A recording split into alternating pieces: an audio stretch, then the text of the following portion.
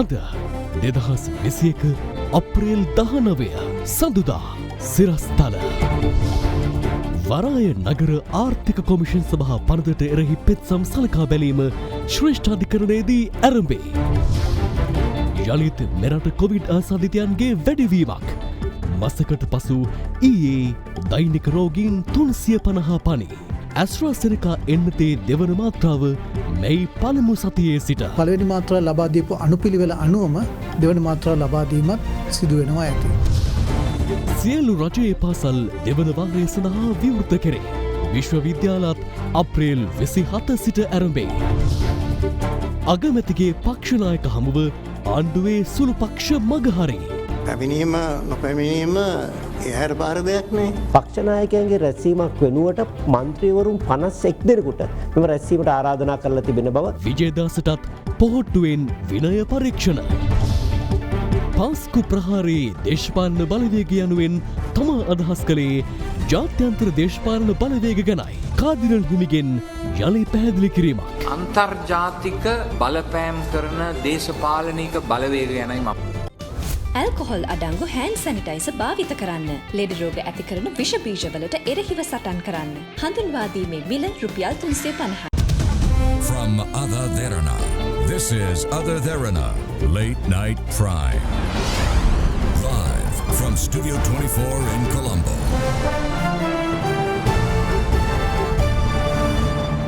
ආයුබෝවන්. ඔබ අදත් එක්වන්නේ අද දෙරණ රාත්‍රී 10 ප්‍රධාන ප්‍රවෘත්ති විකාශයත් සමගයි. ආණ්ඩුව පාර්ලිමේන්තු ඉදිරිපත් කර ඇති කොළඹ වරාය නගර ආර්ථික කොමිෂන් සභා පනත් කෙටුම් පතර එරෙහිව ශ්‍රේෂ්ඨාධිකර ඉදිරිපත් කළ පෙත්සම් 19 සලකා බැලීම අද ආරම්භ වුණා. අගවිනිසුරුවරයා ප්‍රමුඛ පංච පුද්ගල විනිසුරු මඩුල්ලක් හමුවේ මෙම පෙත්සම් සලකා බැලීම හෙටත් සිදු කිරීමට නියමිතව තිබෙනවා. The big story. කොළඹ වරාය නගර ආර්ථික කොමිෂන් පනත් කෙටුම් පත මේ වන විට පාර්ලිමේන්තු න්‍යාය පුස්තකයට ඇතුළත් කර තිබෙනවා.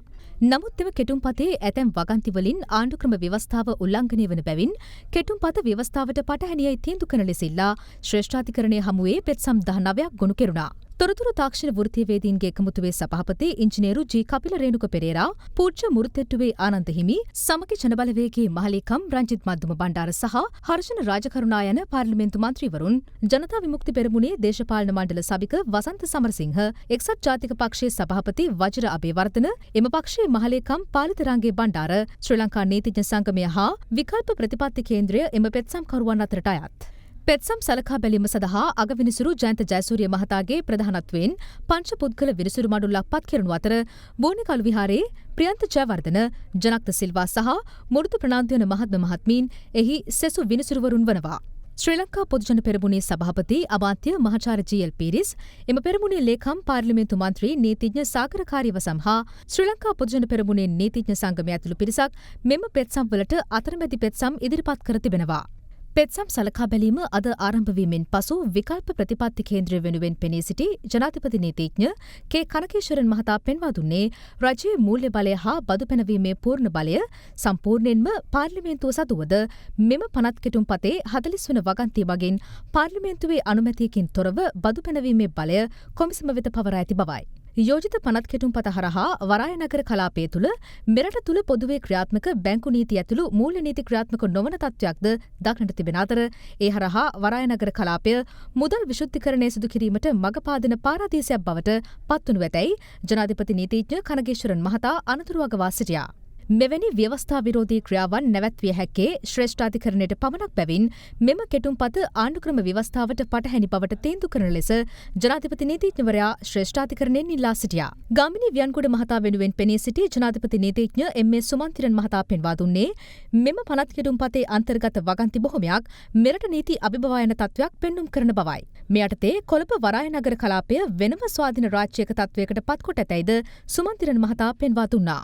එක්සත් ජාතික පක්ෂයේ මහලේකම් පාලිත රංගේ බණ්ඩාර මහතා වෙනුවෙන් පෙනී සිටි නීතිඥ එරාජ්ත සිල්වා මහතා සඳහන් කළේ කොමිසමේ කටයුතු අධීක්ෂණය කිරීමේ බලය පාර්ලිමේන්තුවෙන් බැහැර කොට ඇති අතර විගණන කටයුතු රජයේ විගණකාධිපතිවරයාගෙන් ඉවත් කර ඇති බවයි. සමගි ජන බලවේගයේ මහලේකම් රංජිත් මද්දුම බණ්ඩාර මහතා වෙනුවෙන් පෙනී සිටි ජනාධිපති නීතිඥ තිසත් විජයගුණවර්ධන මහතා යෝජිත කොමිසමට සමාජිකයින් පත් කිරීමේ ක්‍රියාවලිය අධීක්ෂණය කිරීමට පාර්ලිමේන්තුවට අවස්ථාවක් සලසා දී නොමැති බවද පෙන්වා දුන්නා. පෙත්සම් පිළිබඳ වැඩිදුර කරුණු සලකා බැලීම හෙට දිනේ දක්වා කල් දැමුණා. අපේ රටට ආයෝජන අවශ්‍යයි. හැබැයි මේ ආයෝජන පෙන්නලා විදේශවත්කම් සංචිතයේ තියෙන හිගේ පෙන්නලා අද මේ කරන්න යන්නේ අපේ රටේ සම්පූර්ණ කොටසක් වෙනම කලාපයක් හැටියට විදේශික ආක්‍රමණයකට අවශ්‍ය ආකාරයට ඉඩ හදා දෙන එක. මේකේ පාලනය නගර සභාවටත් නැහැ. මේකේ මුදල් පාලනය පාර්ලිමේන්තුවටත් නැහැ. මේකේ නීතියේ පාලනය අධිකරණයටත් නැහැ. එහෙනම් මේක ලංකාවට අයිති නැති රටක්. අධිකරණයේ ස්වාධීනත්වයත් ඒ වගේම මේ රටේ ජනතාවට සාධාරණයක් මේ අධිකරණයෙන් අපි බලාපොරොත්තු වෙනවා. පෙත්සම් සලකා බැලීම සිදුවන අතරතුර අද පෙරවරුවේ පෙරටුගාමී සමාජවාදී පක්ෂය ශ්‍රේෂ්ඨාධිකරණයේ ඉදිරිපිට නිහඬ විරෝධතාවයක් ක්‍රියාත්මක කළේ මෙම පනත් කෙටුම්පත මගින් ඉන්දියන් සාගර කලාපීය බලවතුන්ගේ අර්බුදයට මෙරට ජනතාව ගොදුරු වන බව පවසමින්.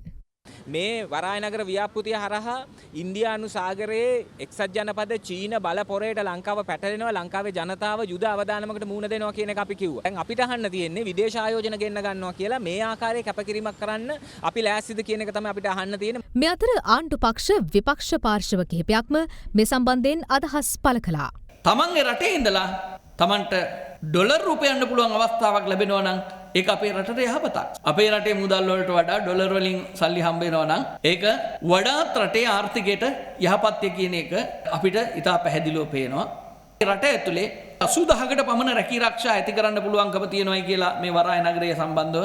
ඒ වගේම මේවට පහසුකම් සැලසීම හරහා තවත් රැකී ආරක්ෂා අනියමින් සලසා ගන්නට පුළුවන්කම තියෙනවා. ඒ නිසා මේ ස්වර්ණමය අවස්ථාවක් අපි ඕන කෙනෙක් පිළිගන්නවා ආයෝජන ඕකේ. ආයෝජන ගෙන්න ගන්න ඕන තමයි ලෝකේ. ඒකින්ද තමයි ඒක පෝර්ට් සිටි ආරම්භ කිරීම අවුලක් නැහැ. මේ උම්මා එකක් දුන්නට පස්සේ මුළු ඔක්කොම ඇඟම දීලා හරියන්නේ නැහැ. මේකේ කිසිම වගන්තියක් නැහැ. භූදේශපාලනික තත්ත්වය නිසා ඇතිවන නැෂනල් සිකියුරිටි එකට එන බලපෑම් පිළිබඳව කිසිම වගන්තියක් මේකේ නැහැ.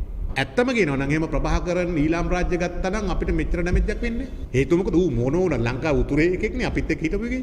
තමන් නැහැ කියලා හිතෙනවා නේ කාතකින් බැලුවා වෙනම රාජ්‍යයක් ගත්තා. ආණ්ඩුව ෆේල් ආණ්ඩුව අසාර්ථකයි හැම පැත්තකින්. දැන් විකුණන්න මොනවා හරි තියෙන්න ඕන. මේ හම්බන්තොට වරායයි පෝස්ට් සිටි එකේනොයි ආදායම ලැබෙන්නේ තව අවුරුදු 25කින්. මේ වරාය නගරයේ පාර්ලිමේන්තුවේ පාලනයට යටත් කරන්න කෝප්සා කෝපා කමිටි වලට අවුරුදු පතා ගිණුම් පරීක්ෂා කරන්න බලය ලබා දෙන්න වගන්තියක් අපිට අවශ්‍යයි. පාර්ලිමේන්තුවට මුදල් බලය සම්පූර්ණයෙන් තියෙනවා. පාර්ලිමේන්තුවට පුළුවන් වාර්තා කැදවීමට වාර්තා පාර්ලිමේන්තුවට ඉදිරිපත් කරන්න. පාර්ලිමේන්තුවට මුදල් සම්බන්ධයෙන් තිබෙන බලය කිසිසේත් දියාරු වෙලත් නැහැ, අවශ්‍ය වෙලත් නැහැ. මෙතන මේගොල්ලෝ කැසිනෝ දාන්න යෝජනා කරලා තියෙනවා. මෙතන මේගොල්ලෝ නැවත වතාවක් සින්නක් කර ඉඩම්මයි කියලා දෙන්න යෝජනා.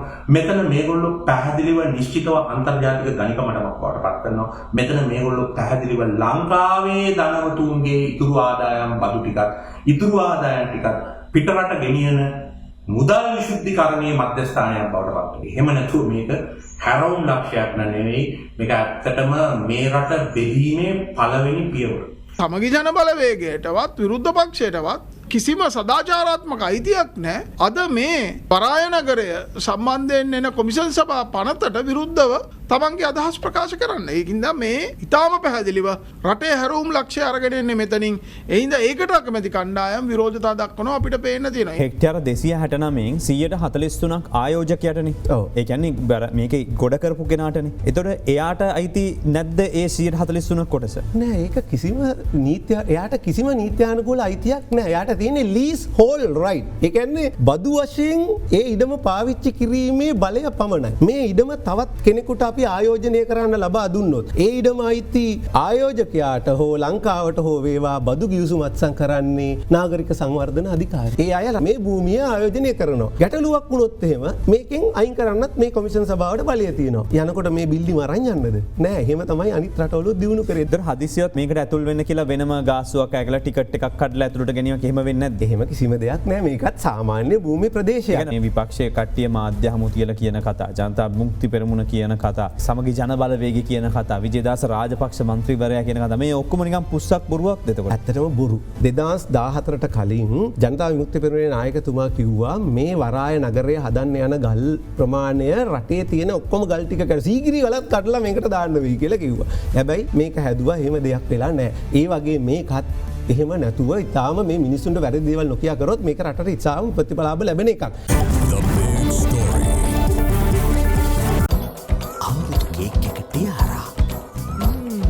හැදෙව්වා වගේ. වේගයෙන්ම ක්ලේම්ස් ගෙවන ලංකාවේ හොඳම සෞඛ්‍ය රක්ෂණය සොෆ්ලොජික් ලයිෆ්. හෙරොයින් කිලෝග්‍රෑම් 340ක් සමග ශ්‍රී ලාංකිකයින් 5 දෙනෙකු ඉන්දියාවේ කොචිහිදී එරට මද්‍රව්‍ය නාශක නිලධාරීන් විසින් සිය බහට ගෙන ඇති බව ඉන්දිය මාධ්‍ය වාර්තා කරනවා. එමෙන්ම ඔවුන් සතුව තිබූ බෝට්ටුවද එම නිලධාරීන් තමන් සතරගත් බව ඉන්දිය මාධ්‍ය සඳහන් කර තිබෙනවා.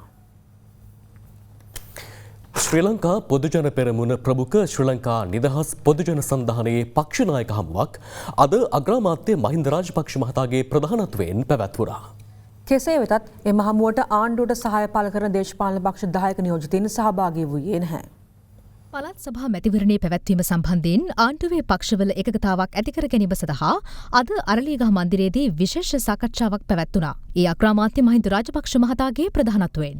නමුත් ආණ්ඩුවට සහාය පළ කරන දේශපාලන පක්ෂ 10ක් සාකච්ඡාවට සහභාගී වූයේ නැහැ. එලෙස සහභාගී නොවූ පක්ෂ වූයේ ජාතික නිදහස් පෙරමුණ, පිවිතුරු හෙළ උරුමය, ප්‍රජාතන්ත්‍රවාදී වාමාංශික පෙරමුණ, ලංකා සමසමාජ පක්ෂය, ශ්‍රී ලංකා කොමියුනිස්ට් පක්ෂය, ශ්‍රී ලංකා මහජන පක්ෂය, ජාතික කොංග්‍රසය, ජාතික ජනතා පෙරමුණ, අපේ ජනබල පක්ෂ යන දේශපාලන පක්ෂ සහ යුතුකම ජාතික සංවාදයයි.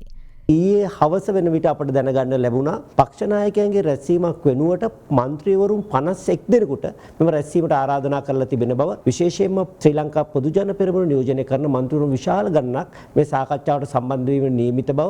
ඉතින් දැවැන්ත මන්ත්‍රීවරු සමූහයක් එකතු වෙන රැස්වීමකදී හරවත් සංවාදයක් ඇති කර ගැනීම දුෂ්කර නිසා අනවශ්‍ය කාලගෝට්ටයක් ඇතිවීම වළක්වා ගත යුතු නිසා එම රැස්වීමට සහභාගී නොවීමට පක්ෂ 10ක නායකින් තීරණය කළා. අද උදෑසන අගමැතිතුමා පෞද්ගලිකව මුණ ගැසී අපි නොපැමිණීමට හේතු දැනුම් දුන්නා. අගමැතිතුමා ඒ කාරණා පිළි අරගෙන වෙනත් දවසක පක්ෂ නායක රැස්වීමක් කැඳවීමට එකඟතාවය පළ කරා. ශ්‍රී ලංකා නිදහස් පොදුජන සන්ධානයේ සමන්විත සියලුම පක්ෂ වලට තමයි අපි ආරාධනා කරලා තිබුණේ ඒ සාකච්ඡාවට සහභාගී වෙන්නයි කියලා. පක්ෂ සංඛ්‍යාව තියෙන්නේ 14යිනේ සන්ධානයේ 14ක් පමණ. අද 50 දෙනෙක් විතර සහභාගී වෙලා තියෙනවා කියලා ආරංචියක් තියෙනවා. ඒ අතර විමල් වීරවංශ, ගමන්පිල, වාසු, අමාත්‍යවරු ඒ සඳහා සහභාගී වුණේ නැහැ කියලා සඳහන් වෙනවා. සියලුම දෙනාටම ආරාධනා කරලා තිබුණා. ඉතින් පැමිණීම නොපැමිණීම ඒ හැර පාර දෙයක් නේ. හැබැයි අද අලුත් දෙයක් කිසිසේත් සිදු වුණේ නැහැ. ලොකු අර්බුදයක් වෙන්නේ නැහැ. ඔය කියන චරිත තුන මේ පක්ෂයේ නිකන් මේ පොඩි හෙලවෙන දත් නෙමෙයිනේ. එක සාකච්ඡාවට නොපැමිණීම මහා දැවැන්ත අර්බුදයක් හැටියට අතිශයෝක්තියකින් ඉදිරිපත් කිරීම අපි දන්නේ නැහැ මොන අදහසක් ඇතුව කරන දෙයක්ද කියලා. එහෙම ඔබ කියන ආකාරයේ කිසිම අර්බුදයක් නැහැ එතන. ශ්‍රී ලංකා නිදහස් පක්ෂය අද සාකච්ඡාවට පැමිණියා. මේ ආන්දෝලන සහ විද්‍යාදාස රාජපක්ෂ මහත්මයා ආද සාකච්ඡාවක් කැඳවෙමින් වර්තමාන වරාය නගරය සම්බන්ධයෙන් විශේෂ ප්‍රකාශ කිහිපයක් කරනවා. ඉනේ ක්‍රියාමාර්ගයක් වෙනවද මොනවා හරි කරනවද? අනිවාර්යෙන් ඔහුට විරුද්ධව විනය ක්‍රියාමාර්ගයක් ගන්න සිදු වෙනවා. මොකද ඔහු පක්ෂ විනය දැඩි ලෙස කඩකිරීමක් කළා තියෙනවා. විජේදාස රාජපක්ෂ මහතාත් පාර්ලිමේන්තුවට ගියේ බොහොට්ටුවට ඡන්ද දීපු අයගේ මනාපෙන් මිසක් එතුමාගේ ඡන්දවලින් නෙමෙයි. ඒ සම්බන්ධයෙන් පක්ෂයක් හැටියට අපි ගත යුතු පියවර ගන්නවා. මේ අතර අග්‍රාමාත්‍ය මාධ්‍යකගේ නිවේදනයක් නිකුත් කරමින් ප්‍රකාශ කළේ ශ්‍රී ලංකා පොදුජන පෙරමුණ ප්‍රමුඛ ශ්‍රී ලංකා නිදහස් පොදුජන සන්ධානයේ පක්ෂ නායක හමුවද පැවැත්වුයේ එළඹෙන මැදිනිය සැමරීම පිළිබඳ සාකච්ඡා කිරීමට බවයි. කෙසේ වෙතත් එම සාකච්ඡාවට හිටපු ජනාධිපති මෛත්‍රීපාල සිරිසේන, මහාචාර්ය ජී.එල්. පීරිස්, දිනේෂ් ගුණවර්ධන යන අමාත්‍යවරු සහ හිටපු අමාත්‍ය බැසිල් රාජපක්ෂ යන මහත්වරු ඇතුළු පිරිසක් එක්ව සිටියා. පාස්කු දින එල්ල වූ ප්‍රහාරයේ පිටුපස තිබූ දේශපාලන බලවේගයක් යන්නෙන් තමන් අදහස් කළේ අන්තර්ජාතික දේශපාලනික බලවේගයක් මිස මෙරට දේශපාලන පක්ෂ පිළිබඳව නොවන බව අගරදුගුරු අතියුතුම් මැල්කම් කාදිනල් රංජිත් හිමිපාණන් පවසනවා. අප්‍රේල් 21 වන දින පැවැත්වන පාස්කු ප්‍රහාරයේ දෙවර්ෂ පූර්ණ වැඩසටහන සම්බන්ධයෙන් දැනුවත් කිරීම සඳහා පැවති මාධ්‍ය හමුවට අද එක්වෙමින් උන්වහන්සේ මේ බව අවධාරණය කළා. 2019 අප්‍රේල් 21 උදේ 8:45ට පළවෙනි බෝම්බය කොච්චිකඩේ සාන්ත අන්තෝනි දේවස්ථානයේ පුපුරා ගිය නිසා අපි උදේ 8:45ට අපේ දේවස්ථානවල විනාඩි 2ක නිහඬතාවය ආරක්ෂා කරන්න කියලා අපි අපේ ජනතාවගෙන් ඉල්ලලා තියෙනවා. ලංකා පුරාම තියෙන හැම දේවස්ථානයකම උදේ 8:45ට මලවුන්ගේ සීනුව නාද කරලා විනාඩි 2ක නිශ්ශබ්දතාවය ආරක්ෂා කරලා ඒ ආගමික වතාවත් විවිධ ආගමික නියෝජිතයන්ගේ සහභාගීත්වයෙන් සිදු කරන්නට බලාපොරොත්තු වෙනවා. මේක මූලික වශයෙන් අපි කරන්නේ කොච්චිකඩේ දේවස්ථානය පෙරදැරි කරගෙනයි මේ පාස්කු ප්‍රහාරය කියන එක මේ පොඩි අතීතයේ සිදුවෙච්ච අමතක කරලා දාන්න පුළුවන් සිද්ධියක් හැටියට අමතක කරලා දාන්න ලෑස්ති වෙන්න එපා. මේක නීතිපතිතුමාට විතරක් පවරලා අත හොදාගෙන නෙවෙයි විමර්ශන මීට වඩා ශක්තිමත්ව සිද්ධ කරලා මේවට මුදල් එන්නේ කොහෙන්ද? මේවා පිටිපස්සේ ඉන්නේ කවුද? හිටියේ කවුද? මේවට දේශපාලන අනුග්‍රහය දක්වන්නේ කවුද කියන මෙන්න මේ ප්‍රශ්නවලට පිළිතුරු හොයන්නට ස්ථීරසාර වැඩපිළිවෙලක් දියත් කරයි කියන එක තමයි අපි කරන්නේ කියන එක තමයි අපි ඉල්ලන්නේ බලගතු අයගෙන් බලවත් අයගෙන්. ඔබ වහන්සේගේ ප්‍රකාශයක් කර ආයතන සම්ප්‍රදායේ අපකොඩුවක් කරගෙන තමයි දේශපාලන බලය ශක්තිමත් කරන්න දේශපාලන පිළිසෙකින් තමයි මේ පාස්කු ප්‍රහාරය එන්නේ කියලා. එතනදී මේ ඒ වැරදි අදහසක් ඇවිල්ලා තියෙන කිසිම දේශපාලන බලවේගයක් ගැන නෙමෙයි මම කිව්වේ. මම කිව්වේ මේ ජාත්‍යන්තර වහබ්වාදය කියන එක පිළිබඳ අදහස ඇතුවයි. මම ඒක කිව්වේ ඒ වෙලාවේ කිව්වේ මේ අන්තර්ජාතික බලපෑම් කරන දේශපාලනික බලවේග ගැනයි මම කිව්වේ. මම කිව්වේ නෑ මේ රටේ අහවල් පක්ෂයේ අහවල් දේශපාලන නායකයෝ ඒගොල්ලෝ ගැන මම කතා කරන්න ගියේ නෑ ඒ වෙලාවේ. ඒකයි මගෙන් කියවුනේ.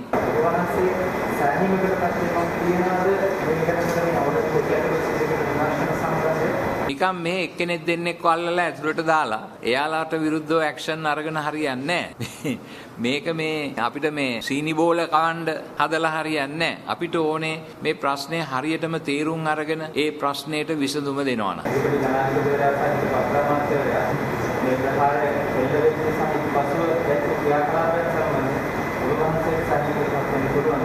මේ වෙලාවේ ඒ දවස් කීපය ඇතුළත වනාත විල්ලුවේ අර පුහුණු කඳවුර අවි ගබඩාව ඒව අහුවෙච්ච වෙලාවේ මාවනැල්ලේ බුදු පිළිම කඩලා අර කබීර් හෂීම් ඇමතිතුමාගේ මේ ලේකම්තුමාට වෙඩි තියපු වෙලාවේ ඒ වයින් හුඟා දේවල් වලින් එලිදරව් වුණ දේ පැහැදිලිවම මේ ජනාධිපති කොමිෂන් වාර්තාවේ තියෙනවා. නිලධාරීන් කීප දෙනෙක් ගිහිල්ලා සහරාන් හෂීම්ව ඉරබාරයට ගමුයි කියලා යෝජනා කරපුවාම හිටපු ජනාධිපතිතුමා කිව්වා කියලා අහක යන නයි මොනවටද රෙද්ද ASCII දාගන්නේ කියලා. එහෙම දෙයක් කීම තුල මේකේ තියෙන බැරෑරුම්කම් තේරුම් ගත්තද නැද්ද කියන ප්‍රශ්නයක් අපේ හිතට නැගෙනවා.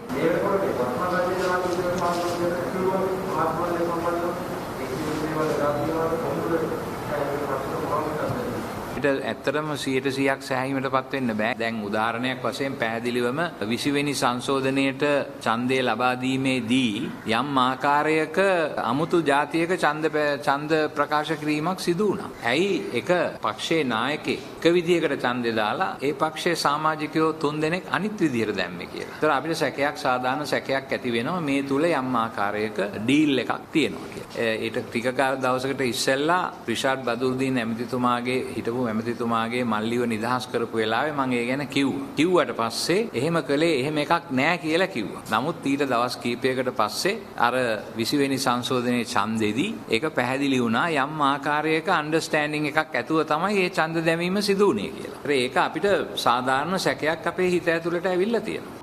මේ අතර අප්‍රේල් 21 වෙනිදා පාස්කු ඉරිදුන බෝම්බ ප්‍රහාරයට වසර 2ක් සපිරීම සිහිපත් කරමින් දේවමිහන් පැවැත්වෙන සියලුම දේවස්ථානවලට විශේෂ ආරක්ෂාවක් යෙදවීමට පොලිසිය පියවරගෙන තිබෙනවා. හෙට පස්වරු 4 සිට අප්‍රේල් 21 වනදා මධ්‍යහන 12 දක්වා කොළඹ කොච්චිකඩේ ශාන්ත අන්තෝනි දේවස්ථානයේදී විශේෂ දේවමිහක් පැවැත්වීමටද කටයුතු සූදානම් කර ඇති බැවින් දේවස්ථානයේ ඉදිරිපිට මාර්ගවල විශේෂ රථවාහන සැලැස්මක් ක්‍රියාත්මක කර ඇතැයිද පොලිසිය පවසනවා. එදින දිවයිනේ සියලු කතෝලික පාසල්වලට නිවාඩු දිනයක් ලෙස ප්‍රකාශයට පත් කර තිබෙනවා. මෙරටින් දෛනිකව වාර්තා වන කොවිඩ් ආසාදිතයින් සංඛ්‍යාව ඊයේ 350 සීමාව ඉක්මවා ගොස් තිබුණා. ඒ මාසයකට පමණ ආසන්න කාලයකට පසුවයි. අදත් කොවිඩ් ආසාදිතයන් 291 දෙනෙකු අලුතින් හඳුනාගත් බව යුද හමුදාපති ජෙනරල් ශවේන්ද්‍ර සිල්වා මහතා සඳහන් කළා. මේ අතර අද දිවයින පුරා සියලු රජයේ සහ රජයේ අනුමත පෞද්ගලික පාසල් දෙවන වාරය සඳහා විවෘත කෙරුණා.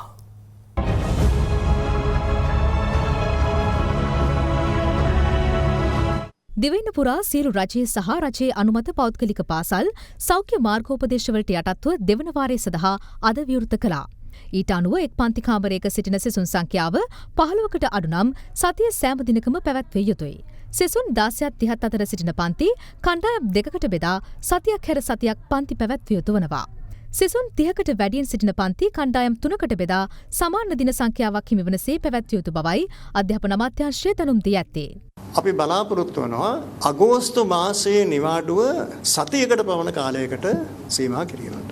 අපි තීරණය කළා තිබෙනවා අප්‍රේල් 27 වෙනිදා අඟහරුවාදා මේ රටේ සියලුම විශ්වවිද්‍යාල අපි විවෘත කරනවා. විශ්වවිද්‍යාල එන සතියේ ආරම්භ වන විට මුලින්ම 4 වන වසරේ හා 3 වන වසරේ ශිෂ්‍යයන් විශ්වවිද්‍යාල වලට කැඳවීම. ඉන් පසුව පළවෙනි වසරේ හා දෙවන වසරේ ශිෂ්‍යයන්ට විශ්වවිද්‍යාල පන්ති විවෘත කිරීම තමයි රජයේ සැලැස්ම වෙලා තිබෙන්නේ.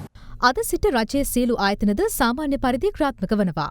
කෙසේ වෙතත් එලෙස රාජකාරී ස්ථාන වෙත ජනතාව පැමිණි දුම්රිය බස් රථවල ලබා දී ඇති නියමිත සෞඛ්‍ය මාර්ගෝපදේශ ක්‍රියාත්මක නොවන ආකාරයක් දක්නට ලැබුණා. මොකද මේ හිටගෙන ගේන්නේ? මොකද කරන්නේ? බස් අඩුගේ මොකද ප්‍රමාණයට වැඩිය ගෙනියන්නේ? මාස් නැතුව ඩ්‍රයිවර් මහත්තයාත් මාස් ගලවගෙන ඉන්නේ. ඔච්චර සෙනගක් දාගෙන. මොකද මාස් එක ගලවගෙන කැකිරාව කියන්නේ? කොවිඩ් ගෙනියන්නේද? ගන්න ඇන්නේ. ඩ්‍රයිවර් මහත්තයා සෞඛ්‍ය ආරක්ෂිත නැතුව මොකද යන්නේ? මා බුසත් අතේ. මාස් එහෙම දාන්න නැතුවද යන්නේ ඔයාලා? මේ අතර කොවිඩ් ආසාදිතයින් 357 දෙනෙකු ඊයේ මෙරටින් හඳුනා ගැනුණා. අවසන් වරට 350 ඉක්මවා ගිය දෛනික කොවිඩ් ආසාදිතයින් සංඛ්‍යාවක් වාර්තා වූයේ මාර්තු 21 වෙනිදායි. ගෙවුණු අවසන් දින 5ක කාලය තුල මෙරටින් වාර්තා වන කොවිඩ් ආසාදිතයන් සංඛ්‍යාවේ ක්‍රමානුකූල වර්ධනයක්ද පෙන්눔 කර තිබෙනවා. අපි අප්‍රේල් 10 වෙනිදා කරනවා පරීක්ෂණ 8000ක්. මේ පරීක්ෂණ 8000න් 412ක් ආසාදිත විදිහට හඳුනා ගන්නවා. හැබැයි අපි අප්‍රේල් 14 4074ක් තමයි පරීක්ෂණ කරන්නේ. ඒතකොට මේ පරීක්ෂණ ප්‍රමාණය 8000 ඉඳන් 4000 ගානට අඩු වෙනකොට ආසාදිත ප්‍රමාණයත් 400 ඉඳන් 151 දක්වා අඩු වෙනවා. අවසාන වශයෙන් අපි දැක්කා රෝගය පාලනය කළා කියලා මේ එන අවිධිමත් දත්ත හේතුවෙන් අපේ රටේ මිනිස්සු අවුරුද්ද ගත කරපු හැටි, ඒ අවුරුද්ද ගත කරපු ආකාරය පිළිබඳව අපි සැලකිල්ලක් දක්වනකොට දැනට අපිට ඊටාම ලොකු අවධානමක් තියෙනවා. අපි නැවත කොරෝනා රැල්ලකට මුහුණ දෙනවාද නැද්ද කියන කාරණාව. අද සෞඛ්‍ය මාත්‍යාංශයේ පැවති සාකච්ඡාවකදී බෝනවන රෝග පිළිබඳ විශේෂඥ කමිටුව ඇස්ට්‍රාසෙනෙකා කොවිඩ් මර්ධන එන්නතේ දෙවන මාත්‍රාව මැයි මාස පළමු සතියේ සිට ලබා දීමට තීරණය කළ බව රාජ්‍ය මාත්‍ය මහාචාර්ය චන්න ජයසුමන මහතා සඳහන් කළා. උපදේශක කමිටුව සෞඛ්‍ය අමාත්‍යාංශයට නිර්දේශ කර සිටියා කොවිෂීල්ඩ් එන්නත පළමු මාත්‍රාව ලබාගත්තු අයට ඒ කොවිෂීල්ඩ් එන්නතම දෙවන මාත්‍රාව වශයෙන් මැයි මාසයේ පළවෙනි සතියේ ආරම්භයේ සිට ලබා දෙන්න. ඒ අනුව පළවෙනි මාත්‍රාව ලබා දීපු අනුපිළිවෙල අනුවම දෙවන මාත්‍රාව ලබා දීමත් සිදු වෙනවා ඇති.